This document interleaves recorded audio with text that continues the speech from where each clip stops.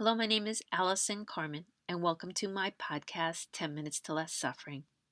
Today, I want to speak to you about how important it is to keep our hearts open and show up in the world the way we want the world to be.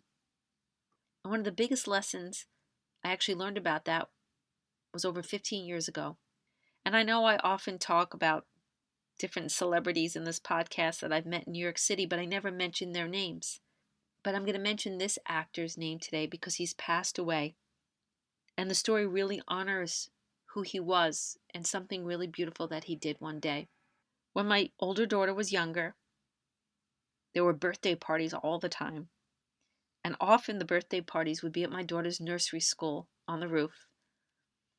And right before school ended, it was someone's birthday party, and we were on the roof of my daughter's school, and it was very hot outside. And I don't remember whose birthday it was, but most of the parents were there. And there was a clown who was having a really hard time getting the kids to pay attention, blowing up the balloons, and it was mayhem. And I saw him struggling, and I think a lot of the parents saw him struggling. But he was the clown and we were the parents, and that's the roles we all decided to play that day. But there was one parent who saw it differently, and his name was James Gandolfini. And I'm sure many of you know him as Tony Soprano, actor from The Sopranos, and he was a parent in my daughter's class.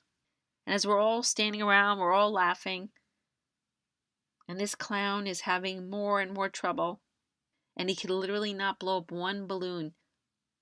James walks over to him and says, "How can I help you? Let me help you blow up the balloons."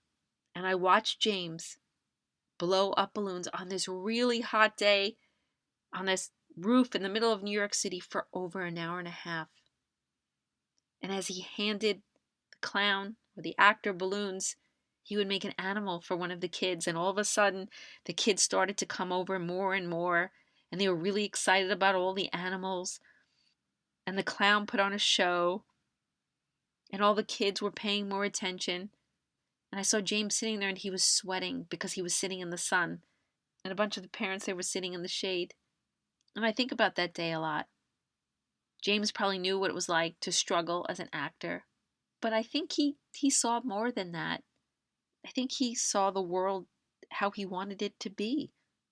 That he was just a guy who was watching someone else struggle who needed a hand.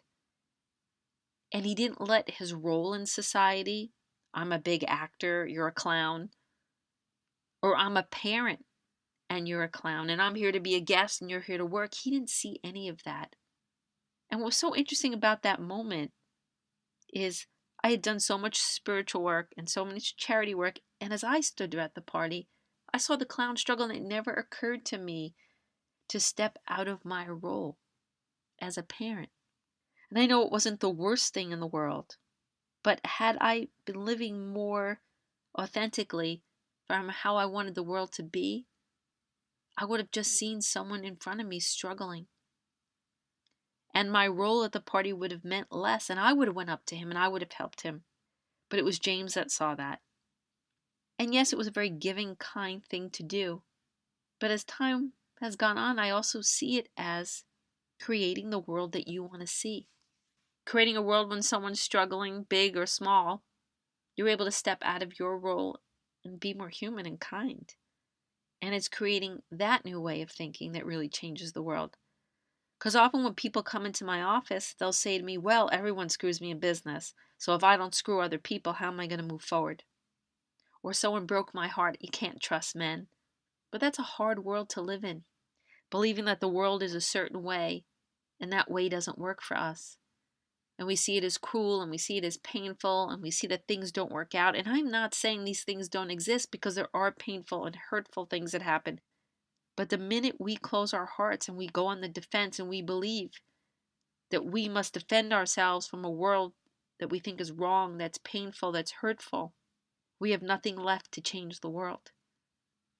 We close our hearts to defend ourselves, but we don't open our hearts to make the world a better place. And I know it's hard sometimes because things happen and it makes us want to shut down.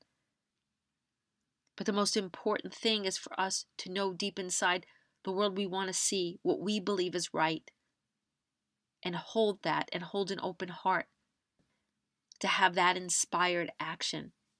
Even if we get hurt again and again and again, our inspired action is needed. But if we all assume these roles that the world is telling us to play, we're going to disconnect from our true selves. We're going to play these roles and not see when our neighbor needs help. We're going to play these roles and not start a business that is inspired for all the right reasons. We're going to play these roles as the heartbroken person or the person that's always wrong, and we're not going to love again.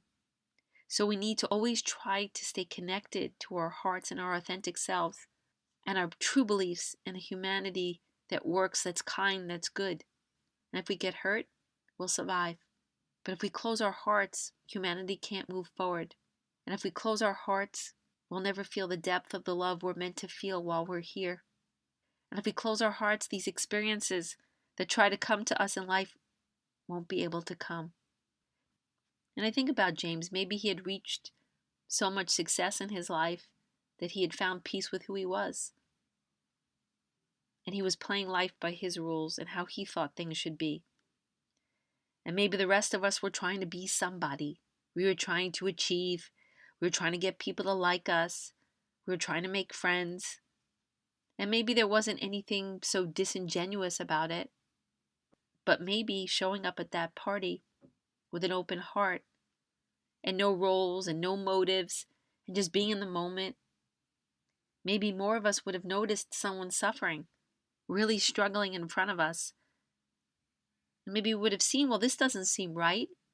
But that happens when we're not trying to prove anything and we're just trying to be who we really are. I didn't know James Gandolfini that well. We said hello, we had some short conversations, but I really believe that that day I saw his heart. And since that day, I truly try to keep my heart open at all times. I try not to get stuck in a role that someone else says I am or a role I say I am.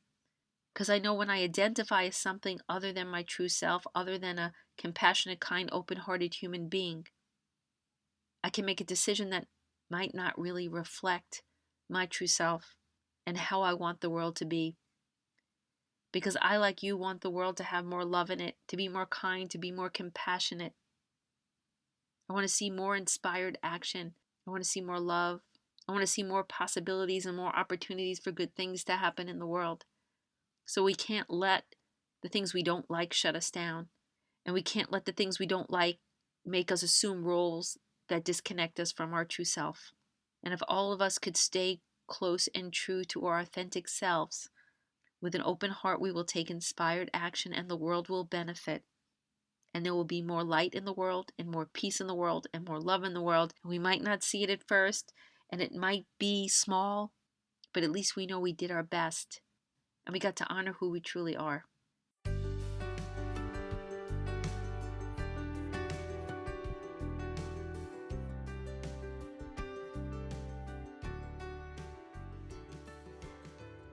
Thank you for listening to this podcast today. If you'd like to buy my book, The Gift of Maybe, it's available at all major bookstores and online retailers.